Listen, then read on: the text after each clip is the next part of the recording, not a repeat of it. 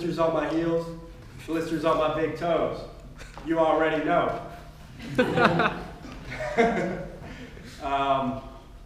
And from the Georgia heat, my feet are really moist, and now I finally get to take those crusty ass socks off my feet. But no, I decided that I was going to go deep. I started off with who am I, which then killed any track of thought afterwards. What I said that day was so convoluted that in retrospect, I didn't make much sense, except to the extent of be yourself, which I don't agree with anyways. If you're not happy with who you are, then maybe you should re-engineer your identity. Maybe you should break the habit of being yourself. So anyways, when was I the most happiest? And to be honest, I don't really know. What is happiness? I don't even know that either. I'm not some esoteric authority on the topic. Though some say happiness is associated with being excited from external things. I guess according to that, I'm the happiest from lots of great sex. Yeah. That's true. Bar hopping where I can connect and shoot the shit. Where I get to watch movies that leave me awestruck or watch stand-up comedy. Listen to the eclectic music I listen to, like gangster rap, country, or even romantic Spanish songs. Or explore or exotically travel. Or even take a stroll in perfect weather, in which I found to be 75 degrees with the light breeze and the sun shining through those puffy nimbus cloudies. Some say happiness is from the internal. I guess according to that, I'm the happiest from principles I've applied in my life, like acceptance. Acceptance of what is instead of the way that I would like things to be. Detachment. Detaching from needing money to buy pleasure, letting go of things I can't control, or needing fame for relevance. Comparison. Haven't you heard? Comparison is the thief of joy. Insatiable learning. Like learning that a part of happiness is also embracing all the other emotions. You wouldn't know what happiness is without sadness. And it's okay to be angry. Angry at destruction of the environment, famine, unjust warfare, and inequality. So at last, I was sick all last week, and I'm still a little sick. But I realized that I was in a good state of being. And that's when I realized that I've never been happier. So I let you inside of what makes me happy. Feel free to share what makes you happy. Thank you.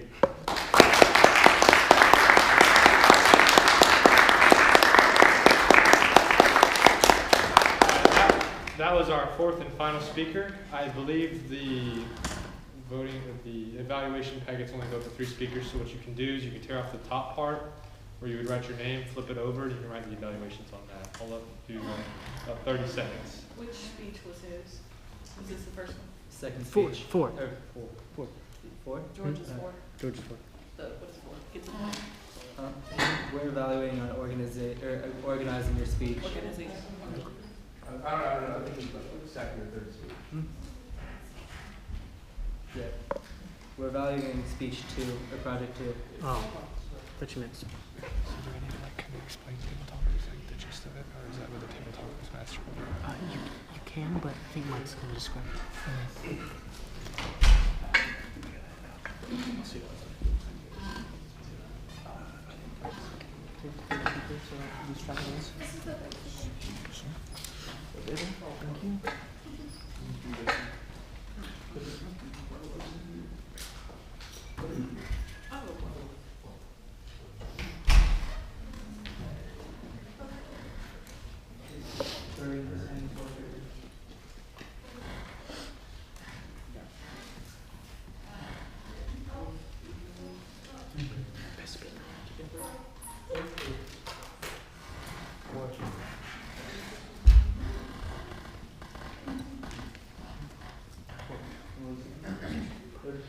Also, I'm sorry, I forgot the other portion of closing the speaking portion.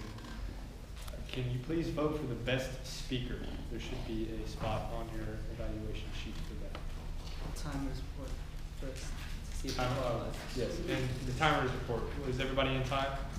Everybody was in time.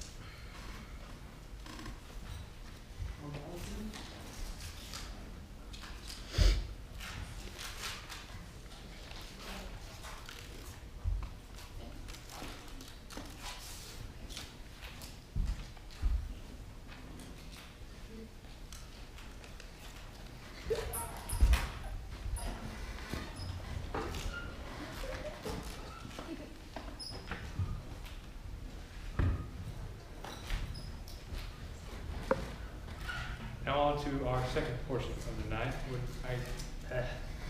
Can I please have the table topics master come to the stage? Mike Boo.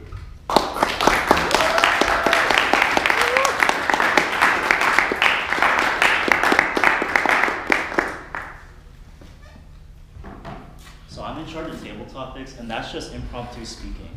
So my job is to choose on one of you guys, anyone, even guest, to just come here and speak on a random topic that I came up with yesterday. So the time limit is at least 1 minute. So do your best to try to speak as long as you can. Even if you finish, try to keep on going, elaborate more.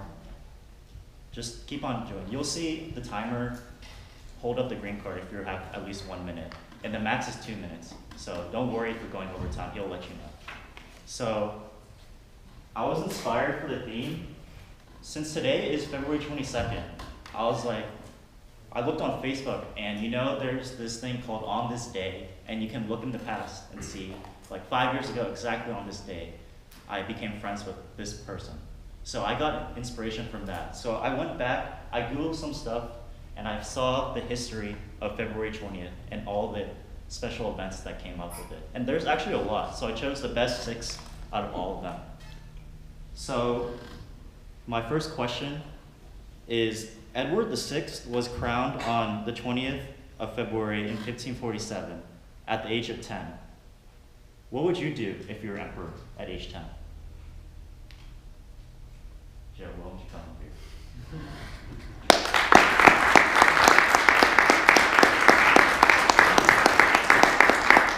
Thank you. I love receiving the most difficult questions. If I were 10, I would probably be really excited and not know what that kind of responsibility entails. I would probably spend my time doing the things I like, such as painting or doing science, studying, maybe not studying. But if I could rule the world at 10, I guess I would have to build a time machine to go back into the past and warn my 10-year-old self to take advice from more experienced people in order to maximize the well-being of everyone around me. needless to say, I think I would really enjoy it. Thank you.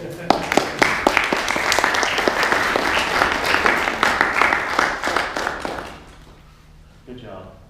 So the second topic I have, on February 22nd, 1792, the first president of the United States, George Washington, signed the Postal Service Act, which created the post office of today. So my question is, what was the most interesting thing you had to send through the mail? Why don't you come? Yeah.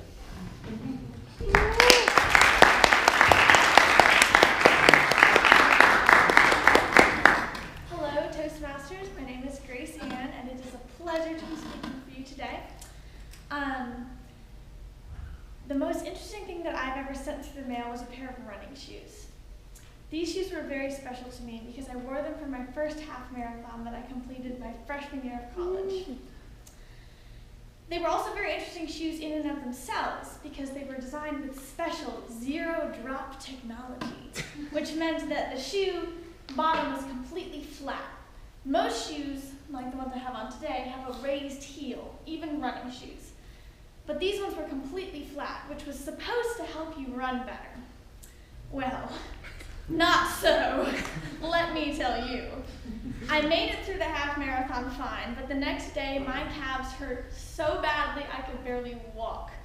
And I thought to myself, now what caused this? And I looked at my shoes that I had worn training for the half marathon, and they had a nice triangular shape. And then I looked at my shoes that I had worn running the half marathon, and they were flat as a pancake. And I said to myself, Grace Ann, there's a source of issue here. These shoes need to go. Well, most people might have just shoved them in the back of your closet, but as my lovely roommate Sachi knows, we have a very limited space in Myers Hall. My closet is small, to say the least, and there's a lot of things already on the floor of that closet, including camping gear and other running shoes and a box of belts that I really should get rid of. But there wasn't room in the closet, and there wasn't room on the floor because, as my lovely roommate Sachi knows, I already have 5 pairs of running shoes on the floor of the room, and there just can't be a 6th. So I decided that I needed to mail the running shoes home. I trekked down to the post office in downtown Athens. I got the lovely man behind the desk to help me shove them in the smallest box possible, which is not easy with running shoes. They're very space inefficient because there's air inside the shoe that cannot be filled and you can't smoosh them. And so I shoved them in my box, I taped that sucker up, and I sent it back to Madison, Wisconsin, where it now sits under my bed at home, probably never to be worn again. Thank you.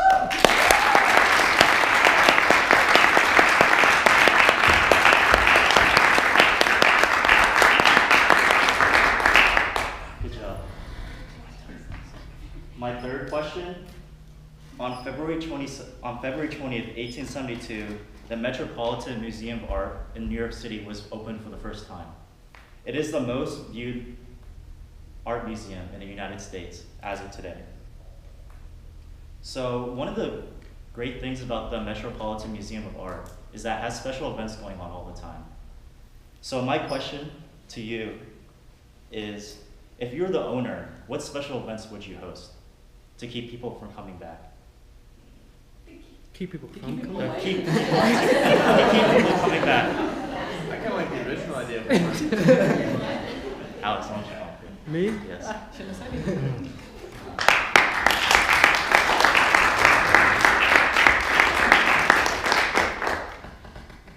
If I was the owner of an art museum, first of all, let me tell you that I love art. I don't understand art, but I like going to art events just, to yeah, that looks, it's a great technique that guy used. But I know nothing about it, just for looks. And if I owned a place like that to keep people coming back, there's one thing that comes to mind that always brings people back. Free stuff. I don't care if it's a free hat that's $2, a few Skittles, not even a whole bag, just a few. People will come back time and time again. And every one of you knows it too. When we first started this club, I think we had free pizza or free croissants, something like that. And they came. And they left. So if I was the owner of this establishment, art museum, or anything, to keep people coming back, free stuff. Thank you, Toastmaster.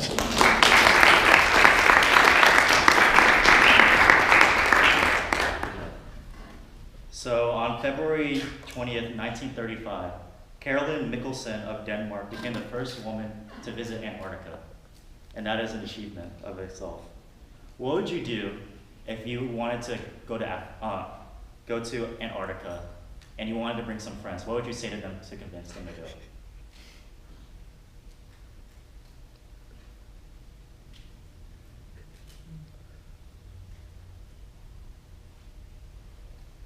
Rita, you want to come up here?